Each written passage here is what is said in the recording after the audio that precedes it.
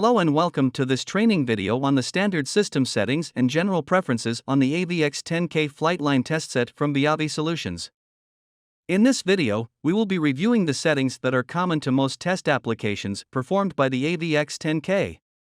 We will go into unique preferences for each test in dedicated videos later in this series. Let's begin by looking at the test applications in the transponder ribbon, which include Transponder Auto, ADSB Auto, ADSB Monitor, GICB, and UAT Monitor. The general setup panels for each test have many common settings. They are connection type, coupler or antenna loss, cable length, and cable loss. These values and settings need to be entered whether you are testing with the flat panel antenna, directly or via the couplers. To keep things simple, we will use the Transponder Auto test setup screens for the remaining examples in this video. There are three connection methods for testing the aircraft: over-the-air antenna, direct connect, and direct connect with coupler. In the first method, antenna, a cable runs from the flat panel antenna to the ANT connector on the AVX-10K. Familiarize yourself with the location of the loss value label on the antenna and connection cable for use later in the setup process. The second test method is the direct connect type, RFIO, where the AVX-10K is directly connected to the RF port on the transponder. The cable from the unit under test is attached to the RFIO connector port on the AVX-10K. Loss value for the cable used can be found on the cable label and will be used later in the setup. If you don't have a cable loss value, the AVX-10K will automatically enter a loss based on the length of the cable. Ideally, the measured loss value noted on the cable is the most accurate. The last test method is direct with coupler. The couplers are attached to the RFIO connector port on the AVX-10K. The loss values for the coupler and connecting cable can be found on the coupler and cable and will be used later in the setup. The test method is set via the RF port option.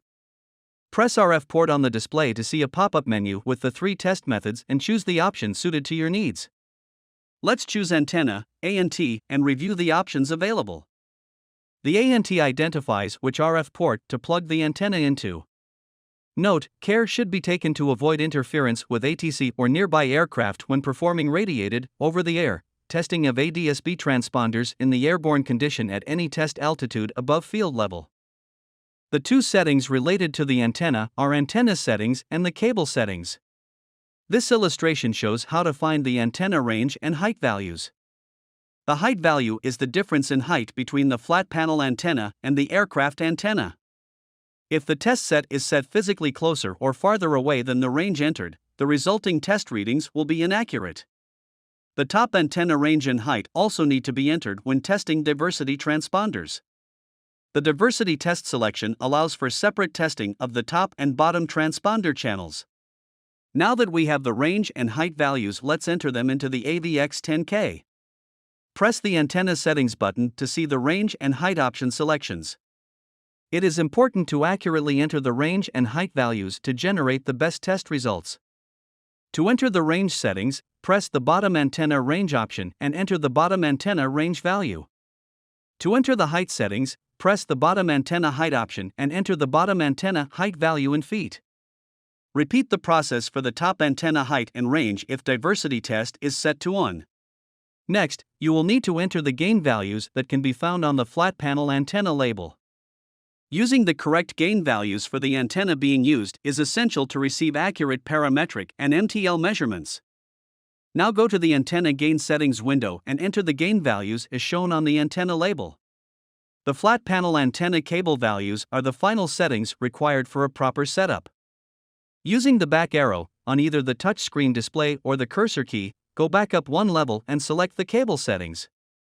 The resulting screen will show options for the cable length and the cable loss. Press the bottom antenna cable length and enter the cable length. Next, enter the cable loss values.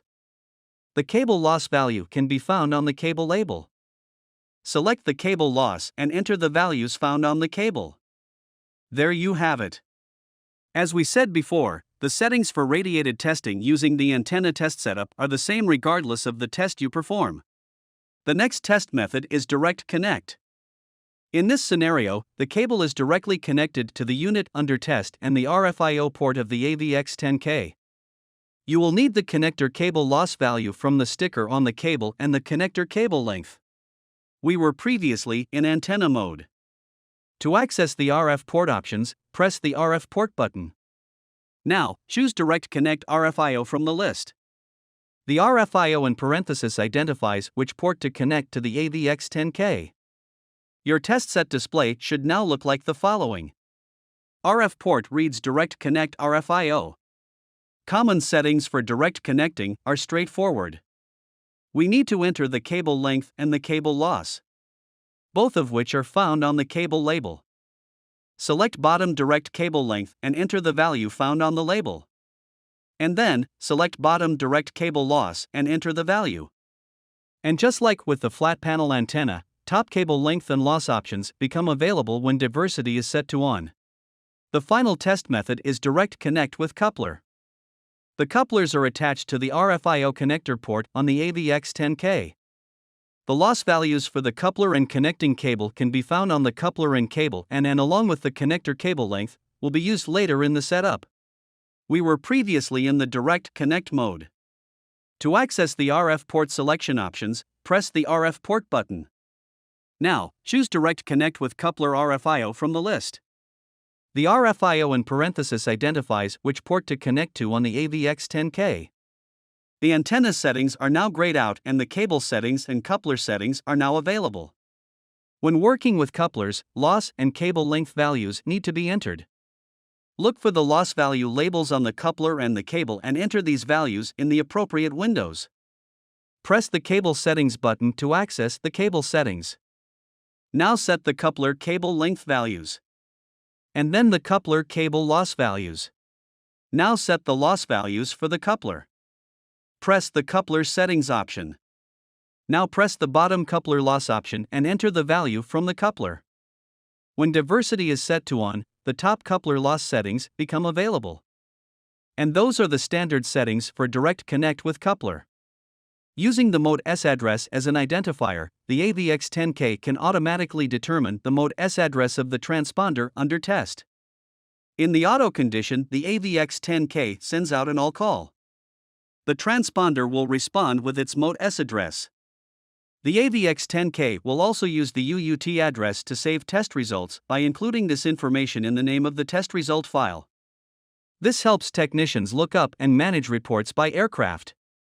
To automatically detect the mode S address, select the UUT address button. In the pop-up, click the UUT address mode button and then select Auto. When testing with the UUT address in the manual condition, for example, in a high-traffic environment or with weight on wheels, the operator must input the mode S address for the UUT to respond. To manually enter the mode S address, select the UUT address option. Select Manual in the resulting pop-up. To change the mode S address, click the UUT address button and enter the address using the on-screen keyboard. Up to this point, you have heard us talking about how the diversity setting allows for testing of both upper and lower antennas via all three test methods. The default of diversity test is off, or testing a single-channel transponder. When performing diversity testing, it is recommended to cover the antenna not under test with a coupler. The diversity test setting has only two options: off or on. Diversity off is used when testing a single-channel transponder antenna usually installed on the bottom of an aircraft.